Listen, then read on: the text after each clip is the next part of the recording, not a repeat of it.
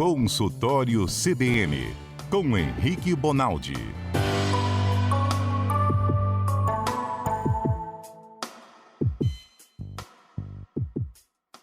Doutor Henrique Bonaldi, muito boa tarde, bem-vindo. Ei, Johnny, você tá bom? Boa tarde a você, a todo mundo da mesa, quem tá nos escutando, como vocês estão? Tudo bem por aqui. E por aí, tudo na paz, tudo tranquilo? Graças a Deus, tudo tranquilo. Olha, mais cedo a gente falava aqui, a gente já usou essa palavra várias vezes, sobre fixação de fratura, né? Na verdade, como é que faz para colar o osso? No final, a gente descobriu que essa é a melhor forma de te perguntar aqui, porque a gente vai falar sobre o acidente do Kaique Brito, né? Que acabou sendo atropelado, teve várias fraturas, está internado, o estado de saúde dele é grave e foi submetido a uma cirurgia para fazer a fixação, né? Da pelve e do membro superior direito. Doutor, esses procedimentos para colar o osso ali, para corrigir essas fraturas, são muito complexos? São Johnny, sempre os mesmos procedimentos? É o seguinte, o osso, ele por natureza, ele foi feito para agarrar um no outro. Então, se você colar um osso no outro que está quebrado, que a parte interna do osso está exposta, ele vai colar. Agora, como ele vai colar é que é a sacada do ortopedista. Então, você deve conhecer alguém que está nos escutando conhece, alguém que tem o braço desviado, a perna torta, a mandíbula às vezes meio disforme, porque às vezes não é só colar, é colar da maneira correta. Então, o osso tem por característica colar. Então, essa não é a preocupação desses fixadores. Colar vai colar. A preocupação dos fixadores é colar na linha certa. Então, fraturas muito complexas, que fazem, por exemplo, 4, 5, 7, 10, 12 fragmentos, ao invés de quebrar só em 2, como a gente quebra um lápis, essas fraturas com muitos fragmentos, ela é difícil você alinhar, é difícil você avisar, coincidir de todos os fragmentos estarem colando na mesma razão, na mesma linha. Então, é para isso que servem os fixadores. E aí, basicamente, tem 3 tipos. Tem 2 para o lado de dentro e um para o lado de fora. Tem 2 que você cola diretamente ao osso, que é um que você cola pelo lado de fora, mas do osso, e pelo lado de dentro da pele, do músculo, do tendão. E tem um que você coloca uma haste dentro do osso. Quem já comeu tutano sabe que o osso tem um buraco no meio dele, é como se fosse um cano de PVC. E aí tem haste que vai dentro desse orifício, desse buraco, dentro do osso. E tem aquela que é do lado de fora, que eles chamam, famosamente chamado de Elizarov. Aliás, temos um dos maiores especialistas no país em Elizarov aqui no Espírito Santo, chama Diego Faria. O cara é um monstro nesse negócio. E aí resolve um monte de coisa com essas hastes. Desculpa, Johnny. Aquela que parece tipo uma antena daquelas antigas que a gente tinha, esse que é o procedimento que o senhor está falando, doutor? Que fica exposto do lado de fora? Lado de fora? Que a gente costuma ver nas pernas aí de exatamente. Motociclista, por exemplo. É como se você pegasse 3, 4, 5 anéis bem grandões, você coloca em volta da canela do cara, em volta do braço, em volta da onde tiver que usar, e desses anéis saem alguns pinos. Esses pinos vão diretamente no osso. E por que tem que ter aquilo? Porque volta e meia, o paciente é ensinado a isso, inclusive, volta e meia ele tem que dar uma coxada em determinados parafusos, porque ao longo do tempo ele precisa ir tracionando esse osso para esse osso ir se colocando no lugar de novo. Não é algo que se faz em uma única cirurgia, num único procedimento. Aí a brilhante ideia desse indivíduo que fez, consolidou isso, é que ele é como se o cara fizesse microcirurgias todo santo dia, reajustando os fragmentos nos locais certos até alinhar direitinho. Doutor, a cabeça, né? A gente está falando do crânio agora, vamos pensar na cabeça aqui. Quando há um trauma, às vezes vai trincar, às vezes vai fazer ali vários pedacinhos, né? Nesse caso, os médicos também utilizam algum tipo de procedimento que o material vai ficar ali por tempo indeterminado ou pela vida inteira para conseguir colocar esses ossinhos no lugar? Ou esse tipo de coisa não acontece? É sempre por um período transitório? Ô, Johnny, existe, e o raciocínio é mais ou menos o mesmo que a gente está conversando. Desalinhou, tem risco de, tira e coloca, às vezes, uma outra calota. Para você ter ideia, existem calotas cranianas, essa parte de cima da cabeça da gente, que é feita em titânio. E o cara troca. Tira esse pedaço. Isso não é comum só em trauma. É comum até em AVC. Quem conhece alguém aí que já fez um AVC e que não tem uma parte do crânio, fica aquele sujeito, quando você olha ele de frente assim, fica faltando um pedaço do teto da cabeça dele. Aquilo lá é para salvar a vida do cara. De imediato, tiram a calota. Não sei se todo mundo sabe, mas a cabeça da gente, onde o cérebro fica, ela é uma estrutura que não tem janela, não tem vazamento. Ela é uma estrutura fechada. Então, se você aumenta a pressão lá dentro, por exemplo, com o sangramento, e fazer com que o sangue pressione o cérebro contra a parede do crânio. E isso é que faz o sujeito, muitas vezes, sofrer e morrer do AVC. Às vezes nem é do AVC, propriamente dito. Às vezes é disso. Isso chama hipertensão intracraniana. Hipertensão que aumenta a tensão mesmo, aumenta a pressão dentro da cabeça. O que os caras fazem de imediato? Tira a calota. Porque na hora que tira a calota é como se você estivesse criando uma janela. Aí pronto, estufa para o lado da onde você tirou a calota, a pressão abaixa, o cara não morre desse trem e depois reconstrói. Tem 2 tipos de reconstrução. A primeira é reconstruir com a própria calota.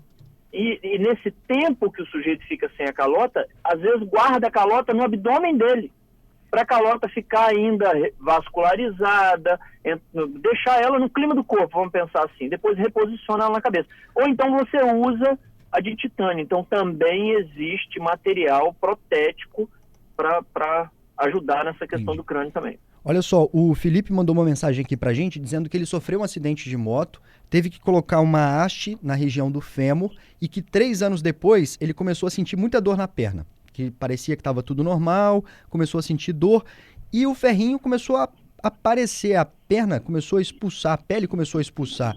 Isso pode acontecer mesmo? É normal isso, doutor? Pode.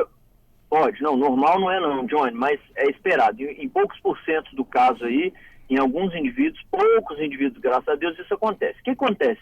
Tudo que você coloca para dentro do corpo, Johnny, o corpo entende como corpo estranho. E aí ele, às vezes, reage contra isso. No osso, isso é o menos comum que tem. É raríssimo isso acontecer. Mas, às vezes, acontece. E acontece igualzinho ele está falando mesmo.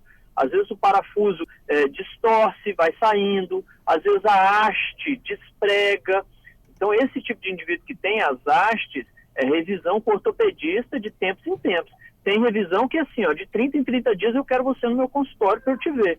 Então, não é um cara que você coloca a haste, pronto, tá resolvido, pode ir embora para casa, você nunca mais vai ter nada. Precisa fazer esse acompanhamento. Muito bom essa explicação aí. Doutor, chegam outras perguntas também, falando sobre a possibilidade, né, disso não dar certo e perder, por exemplo, parte da perna, desse procedimento ser feito de maneira incorreta. Ele acontece, a Francilina perguntando, só quando tem muitos traumas, ou politraumatismo, né, vários pedacinhos ali do osso, ele é usado nesses casos especificamente ou não necessariamente? Não necessariamente, mas ele é mais usado nesses casos, em que é tão difícil alinhar a fratura que o cara teve, porque fratura, gente, é igual você pegar um lápis e quebrar ele no meio. Nem sempre, se você passar um durex ali, o lápis vai ficar exatamente igual antes. E na perna, no braço, precisa ficar exatamente igual antes, senão você perde função daquele membro. Você vai andar pro resto da vida mancando, ou vai ter dificuldade de abrir e fechar a mão porque o braço não consolidou direito. Então, quando tem mais de um fragmento, fica mais difícil, maior a chance de uso desse tipo de dispositivo. Agora, é verdade que às vezes dá errado? É verdade que às vezes dá errado. Principalmente em trauma, que a ferida fica muito suja, às vezes evolui com um negócio chamado osteomielite, que nada mais é do que a infecção do osso, às vezes evolui com lesão de vaso, e aí a gente não está perdendo os procedimentos por culpa da ortopedia, mas sim porque o cara fez uma lesão de vaso, acabou isquemiando o membro, perdeu o membro porque não teve nutrição daquele membro. Então o politrauma ele é um cara muito complexo, não é tão simples assim. Agora pode dar errado, como todos os procedimentos cirúrgicos. Eu já vi paciente entrar gravíssimo na UTI porque tirou uma unha. Então isso existe, faz parte, é claro que a gente tenta minimizar, mas isso infelizmente faz parte da medicina, nem sempre é negligência, nem sempre é erro, entendeu? Tem pergunta aqui, doutor. Adalberto Cordeiro. Vou aproveitar aqui, doutor Henrique, fazer uma pergunta para ele, Johnny, que é uma pergunta que eu tenho certeza que muitos ouvintes vão se identificar, porque na semana passada, doutor Henrique, eu tive uma alergia, Johnny, uma alergia alimentar, que me incomodou ali praticamente uns 2, 3 dias. Tomei algumas medicações ali, alguns antialérgicos. Demorou quase uns 3 dias para ficar totalmente ali liberado dessa alergia. E eu queria saber do doutor Henrique, Eu tenho que fazer algum tipo de exame ali para identificar o que está causando essa alergia alimentar? Qual a orientação que você poderia nos dar aí? Adalberto, hoje em dia isso é tão fácil de fazer, Adalberto. Há 30 anos atrás não era tão simples. Hoje, o cara conseguiu separar, por exemplo, do milho, ele sabe qual é a parte do milho que faz alergia nos outros. Do leite, ele sabe qual é a parte do leite. Então, o que ele fez? Ele separou isso em quantidades pequenas e entregou na mão do alergista. O alergista, se você for no consultório do cara, ele vai colocar esses pequenos nutrientes na pele e vai ver qual que reage, qual que não reage. E ele vai te dar uma cartilha escrito quais são os alimentos que você não pode ou deve evitar. E até cruzado. Por exemplo, você não pode leite, consequentemente iogurte, doce de leite, leite condensado. O cara consegue te traçar uma dieta praticamente, porque ele sabe qual é a parte que você é alérgico. Não vale muito a pena, principalmente para quem tem alergias igual você. 3, 4 dias para resolver. O cara que tem uma coceirinha e nada mais, acabou. Eu tenho uma tia que fecha a glote dele se ela comer camarão. Como é que ela descobriu isso há 40 anos atrás? Fechou a glote. Hoje não precisa mais. Hoje o cara consegue fazer teste. Antes da catástrofe ele consegue descobrir. Ótimo, doutor Henrique, obrigado pelas explicações. Doutor, tem pergunta chegando aí? Tem sim, uma pergunta minha, doutor Henrique. Manda, Zé Carlos. É uma experiência própria mesmo. A pessoa acorda toda constipada, doutor Henrique. Aí vai, né, sabe que tem que tomar muita água, muito líquido e tudo mais. Mas aí chega na farmácia para comprar um remédio, aí o atendente lá fala, o Alegra é muito bom, porque ele ajuda a combater aí a coriza, os espirros e tudo mais. Quando a gente toma esse tipo de remédio, doutor, como que é a ação dele para efetivamente a gente sentir uma melhora?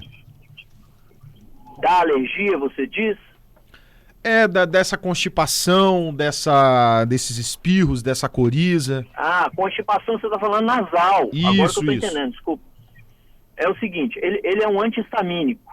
O que faz você aumentar o fluxo de água e secreção para fora do corpo é a alergia. A alergia se dá por estimulação de um receptor na célula chamado H, um receptor que é o receptor de histamina. Você libera muita histamina e por isso começa a abrir os vasos e deixar passar água. O remédio que você toma é um anti-histamínico. Ele inibe a produção de histamina, ele diminui a histamina drasticamente no seu corpo. E aí, consequentemente, seus vasos não vão responder à histamina e não vão liberar o fluxo de água para o lado de fora. E aí você fica menos constipado aí, nasalmente falando, né? Mas é isso, ele vai direto em quem faria a inflamação. E tem 2 tipos de anti-histamínico, inclusive. A gente chama de anti-H1 e anti-H2. Então eu já sei na medicina o mecanismo quase que completo da alergia. Então a gente consegue hoje combater isso com facilidade. Obrigado, viu, doutor Henrique Bonaldi? Nosso tempo já acabou. Te esperamos na próxima terça. Vão com Deus, gente. Até terça-feira que vem. Tchau para todo mundo.